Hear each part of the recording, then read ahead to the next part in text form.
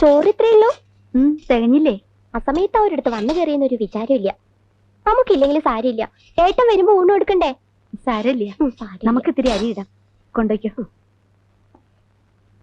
Case കിട്ടിയില്ലെങ്കിലും ദിവസം 2 ജാമ്യ കേസ് കിട്ടിയ കുറഞ്ഞത് 200 റുപ്യ വീഴും. പോരെ? പോരാ, വെറും 200 റുപ്യക്ക് വേണ്ടിയായിരുന്നെങ്കിൽ ഏട്ടൻ പറയുന്ന പോലെ 2 കാളയെ പൂട്ടിയാൽ മതി. രാമൻകുട്ടി മേനനെ പോലെ നല്ലൊരു വക്കീലാവണം. അമ്പികേ കേക്കടി, രാമൻകുട്ടി മേനോന്റെ ഒരു ഹിയറിങ്ങിന് 3000 കുറഞ്ഞ ഫീസില്ല. എന്റെ അമ്മേ, 3000? ആ കളിക്കണ കളിയാ. കുറച്ച് ചോറിട്ട്.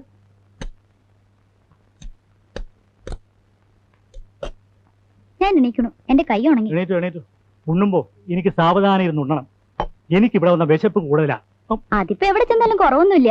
കഴിഞ്ഞ കൊല്ലം പനിയൂർ ചെറിയച്ഛന്റെ മോളുടെ കല്യാണത്തിന് 2ാം മന്തി തുടങ്ങിയിട്ടും ദിവാരേട്ടൻ ഇരുന്ന് തട്ട് തന്നെ. അവിടെ പിള്ളേര് കളിയാക്കി പറയണ കേട്ടപ്പോ എന്റെ തോലൊരിഞ്ഞു പോയി. ഒന്നും മിണ്ടാതിരിക്കടി. കുഞ്ഞമ്മായി, അന്ന് നമ്മളൊരു പേരിട്ടില്ലേ, പീറ്ററപ്പായി. അതിന് ഇത്ര കളിയാക്കി ചിരിക്കാൻ എന്താ ഉള്ളേ? ഓടി അവിടുന്ന്. വയസ്സിന് മൂത്താറുടെ കളി പറയണേ. പിള്ളേരുടെ മുഖം കഴിയിക്കേ. വാ.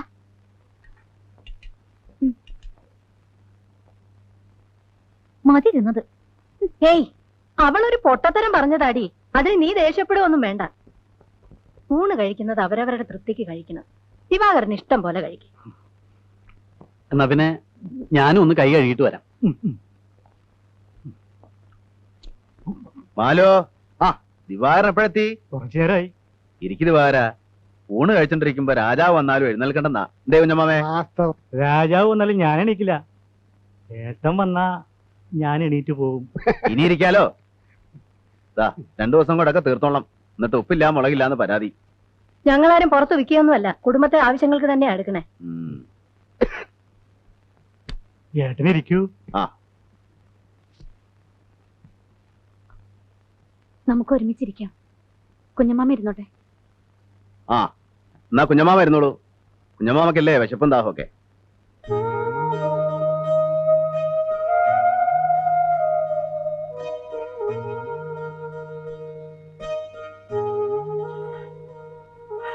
ബാക്കി എല്ലാരും ഉണ്ടല്ലേ?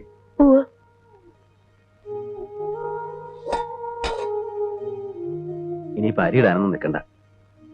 വിശന്നിട്ട് വയ്യ. അവലിരിപ്പില്ല ഇവിടെ? കുറച്ച് നനച്ചിട്ട്. നമുക്കിതൊക്കെ ശീലമല്ലേ?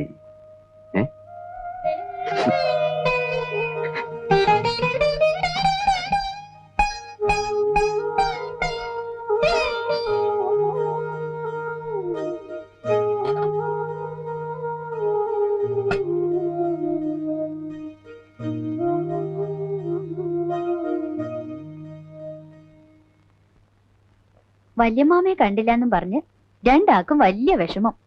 എന്താണ് കൊല്ലം? എത്രയല്ല അവള്? പറയടി വല്യമാമയുടെ. 3ലേക്ക്. ഇവള് പഠിക്കാൻ മിടുക്കിയ. ഇവളെയും ചേർക്കണേ ഇക്കൊല്ലം. ആ കൊല്ലം ഉണ്ണിമൂനെയും ചേർക്കണം. വീട്ടിലെ ശല്യം കുറയുമല്ലോ. എന്റെ മക്കളെ കൊണ്ട് ഒരു ശല്യം ഇല്ല. ഇവള് കലാകാരിയാ, പാട്ടൊക്കെ പാടും. വല്യമാമയ്ക്ക് ഒരു പാട്ട് പാടി കൊടുക്കുമോളെ.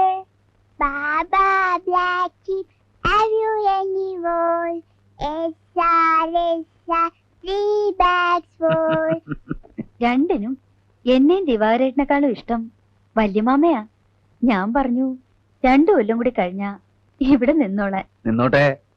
മക്കൾക്ക് നിക്കണോ വല്യമാമയുടെ കൂടെ? വേണ്ട. അപ്പൊ നീ പറയാറുള്ളത് നിക്കണോന്ന്?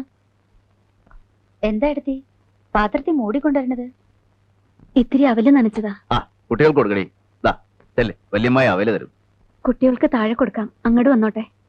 വേണ്ട, എന്റെ മക്കൾ അവല് കാണാണ്ട് കിടക്കുന്നല്ല. ഒളിച്ചു കൊണ്ടുവന്നല്ലേ, തിന്നോ. ആരെ ഒളിച്ചു? നിന്നെ നിന്റെ പിള്ളേരെയാ. കഷ്ടാണ് അമ്പിയെ അങ്ങനെ പറയണത്. വടി. ഇനി എന്നോട് ചോദിക്കാതെ ഒരു സാധനം ഇവിടെ തിന്നിട്ടുണ്ടെങ്കിൽ അറിയാം.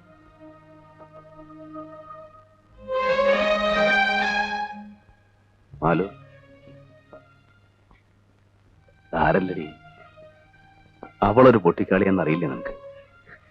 അവളറിഞ്ഞു ഇത് നമ്മുടെ ഉച്ചയൂണെന്ന്. നളിനിയോ? അവൾ അടുക്കളയിൽ ഇരുന്ന് കഴിക്കണം. അത് കണ്ട ഇനി അവിടെ ബഹളാവോ?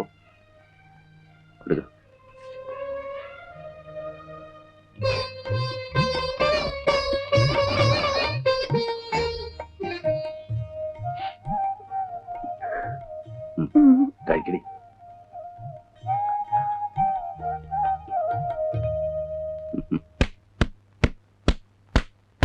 കിരീംക 1 കിലോ എല്ലില്ലാണ്ട്.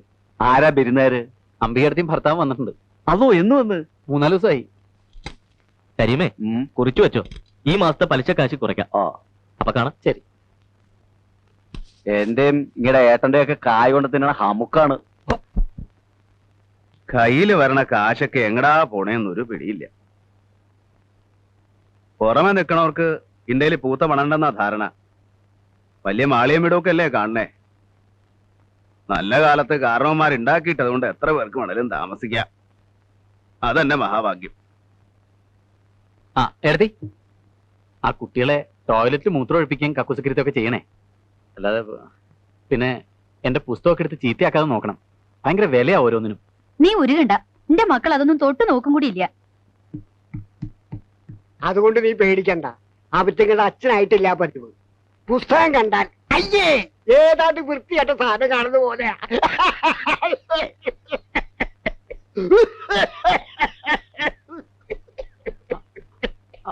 മനസ്സിലായി. അമ്മ കിടന്നു, ഞാൻ ചെയ്തോളാം. ഏട്ടാ,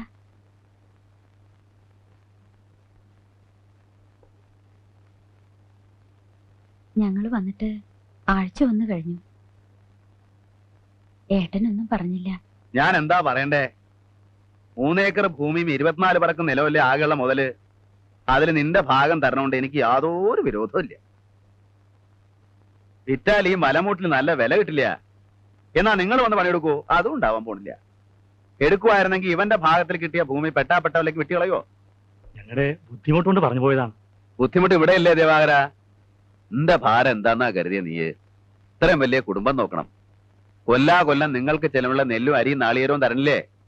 കുട്ടികളെ പഠിപ്പ്, നീ ഉടുത്തിരിക്കുന്ന മുണ്ടും ഷർട്ടും, ഇവൾക്കുള്ള തുണികള്, എന്തിന് തലയിൽ തേക്കാനുള്ള വെളിച്ചെണ്ണവരെ കൊണ്ടുപോകണല്ലോ ഇവിടുന്ന്. ഇതൊക്കെ ഈവളൻ ഉണ്ടാക്കണ ഈ കാണുന്ന മണ്ണെന്നാ. അത് ഭാവിച്ച് തരണമെന്ന് പറഞ്ഞാൽ തരാം. ഈ കുടുംബം നോക്കാൻ എനിക്ക് ബാക്കിയുള്ള മണ്ണ് മതി. പക്ഷെ അതോടെ തീർന്നു. പിന്നെ ഒരു കാന്താരി മുളക് ഇവിടെ നിന്ന് കിട്ടുമെന്ന് കരുതണ്ട. ഇവളോട് ഞാൻ പറയാറുള്ളതാ, ഏട്ടന്റെ ബുദ്ധിമുട്ട് നമ്മൾ മനസ്സിലാക്കണം. എത്ര ബുദ്ധിമുട്ടിയാലും നമുക്ക് 1000-2000 വേണമെങ്കിൽ ഏട്ടൻ തരാതിരിക്കൂ. എന്റെ ബുദ്ധിമുട്ട് പറഞ്ഞ എല്ലാവർക്കും സ്വരിക്കട. എന്റെ മക്കളെ ഗതി. അതൊക്കെ അങ്ങനെ നടക്കും. ഏട്ടൻ സമാധാനമായിട്ട് പോയി കിടന്നുറങ്ങും. ഞാൻ ഒരു 1000 ഉറുപ്പ്യ എങ്ങനെ ഉണ്ടാക്കി കൊടുക്കാന്നുള്ളത് പറഞ്ഞു.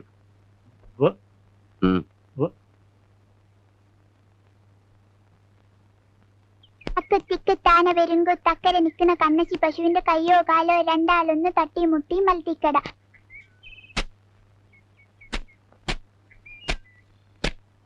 എന്തേടി? ഒന്നുമില്ല. എനിക്കൊരു കാര്യം പറയാനുണ്ട്. പറഞ്ഞോളൂ. പറഞ്ഞിട്ട് വഴക്കും ബഹളമൊന്നും ഉണ്ടാക്കരുത്. ആലോചിച്ച് ചെയ്യേണ്ട കാര്യ. കാര്യം എന്താന്ന് പറ. കുറച്ചു ദിവസം മുമ്പ് സുധയുടെ കൂടെ പഠിക്കണതാന്ന് പറഞ്ഞൊരു ചെക്കൻ വന്നിരുന്നു. ഞാൻ കണ്ടില്ല, നളിനിയാ കണ്ടേ. പശുവിനെ കെട്ടാൻ പോയപ്പോ നമ്മുടെ ഇടവഴിയിൽ നിന്നവർ സംസാരിക്കണ കണ്ട്. അയാളുടെ പെരുമാറ്റം അത്ര ശരിയില്ലാന്നാ നളിനി പറഞ്ഞത്. എന്നിട്ടെന്താ എന്നോട് പറയാഞ്ഞേ? ഞാൻ അവളോട് ചോദിച്ചു. അപ്പൊ ഒന്നുമില്ലെന്നൊക്കെ എന്നോട് പറഞ്ഞത്. പക്ഷേ ഇന്ന് അവൾക്കൊന്നൊരു കത്തിയാൻ കണ്ടു. അവര് തമ്മിൽ ഇഷ്ടത്തിലാന്നല്ല, അതൊരു നല്ല ഇഷ്ടമല്ല. കത്തവിടെ? പക്ഷെ വഴക്കൊന്നും ഉണ്ടാക്കല്ല വേണ്ടത്, പറഞ്ഞു മനസ്സിലാക്ക വേണ്ടത്. കത്തുകളായി ഡാർലിംഗ്, അന്ന് ഞാനിവിടെ വന്നപ്പോൾ എന്നോട് ശരിക്കും സംസാരിക്കാൻ പോലും കഴിഞ്ഞില്ല. അപ്പോഴാണല്ലോ കസിൻ വന്നത്. കസിൻ കുഴപ്പമൊന്നും ഉണ്ടാക്കിയില്ലല്ലോ അല്ലേ? ഞാൻ വരുമ്പോഴൊക്കെ ചേട്ടന്റെ കുട്ടികളെയും കുട്ടികളെ വരവ് നിർത്തണം. ആൺകുട്ടി കുഴപ്പമില്ല, പെൺകുട്ടിയെ പേടിക്കണം, അവൾ കുഴപ്പമുണ്ടാക്കും. ഏതായാലും ഇനി പ്രശ്നമില്ല. അടുത്ത തിങ്കളാഴ്ച കോളേജ് തുറക്കുകയാണല്ലോ. തിങ്കളാഴ്ച കോളേജിൽ പോകണ്ട, അന്ന് നമുക്കൊരു സ്ഥലം വരെ പോകാം. നീ വരണം, ഞാൻ എന്റെ കാർ കൊണ്ടുവരാം. കാലത്ത് 9 മണിക്ക് അരോമ തിയേറ്ററിന്റെ മുന്നിൽ കാറുമായി ഞാൻ കാത്തു നിൽക്കാം. വൈകുന്നേരം 4 മണിക്ക് മുമ്പ് തിരിച്ചെത്താം. ഇക്കാര്യം മറ്റാരോടും പറയരുത്. വിനോദ്. ബഹളം ഉണ്ടാക്കരുത്, ആലോചിച്ച് കൈകാര്യം ചെയ്യണം. മോനോടെയും വന്നു കൊല്ലം ഞാനൊരറ്റം.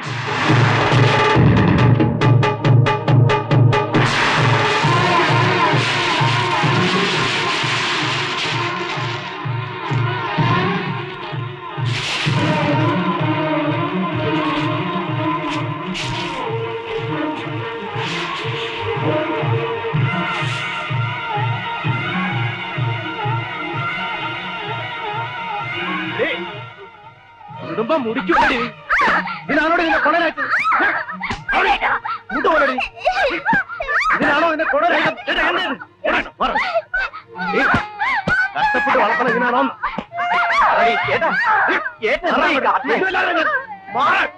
എന്താ തലയ്ക്ക് ഭ്രാന്താ? മാറിയേ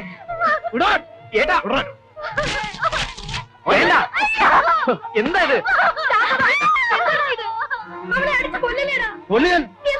ഇങ്ങനെ തല്ല മാത്രം എന്ത് തെറ്റാ ഇവിടെ ചെയ്തേ? അവളോട് ചോദിച്ചു നോക്കണം. എന്താടി? ഒന്നും അറിയില്ല, പച്ചപ്പാവം. ഇങ്ങനെ പഴച്ചു പോകാൻ വേണ്ടിയല്ല ചോര നിരക്കി ഞാൻ ഈ പെടാപ്പാട് പെടുന്നത്. ഇവിടെ കോളേജിൽ പോണോ പഠിക്കാൻ വേണ്ടിയല്ല, കണ്ട ആമ്പിളരോട് ചുറ്റാനാ. നീ എന്തായി പറയണേ? എനിക്കൊന്നും മനസ്സിലാവണില്ല. ഇത്ര മനസ്സിലാക്കിയാ മതി. മോളെ വേഗം കെട്ടിച്ചു വിടാൻ ആലോചിക്കുക, ഇല്ലെങ്കിൽ കുടുംബത്തിന് നല്ല പേരുണ്ടാക്കി തരും. നീ പഠിക്കാനെന്ന് പറഞ്ഞ് വീട്ടിൽ നിന്ന് പുറത്തിറങ്ങിയാ കൊല്ലു ഞാൻ.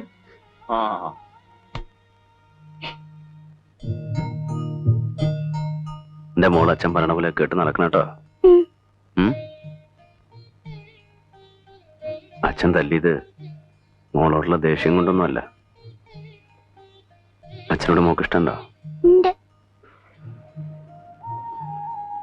മതി, അച്ഛനും മോളും വർത്താനം പറഞ്ഞത്. വന്ന് കിടക്ക്. മോള് പോയി കിടന്നു. ഉണ്ണിമോൻ ഉറങ്ങിയോ? ഇല്ല. ഉണ്ണിമോൻ അച്ഛൻ്റെ അടുത്ത് വരണോടാ. വേണ്ട. കുട്ടി വല്ലാണ്ട് പേടിച്ചു. ഇങ്ങനൊരു വേഷം കണ്ടിട്ടില്ലല്ലോ. എല്ലാരും ഊണ് കഴിച്ച് കിടന്നു. നമുക്ക് വല്ലതും കഴിച്ച് കിടക്കണ്ടേ? നീ കഴിച്ചോ, എനിക്ക് വിശപ്പില്ല. സുധയ്ക്ക് എന്നോട് ദേഷ്യമുണ്ടോ? ഏയ്, തെറ്റ് അവൾക്ക് മനസ്സിലായി.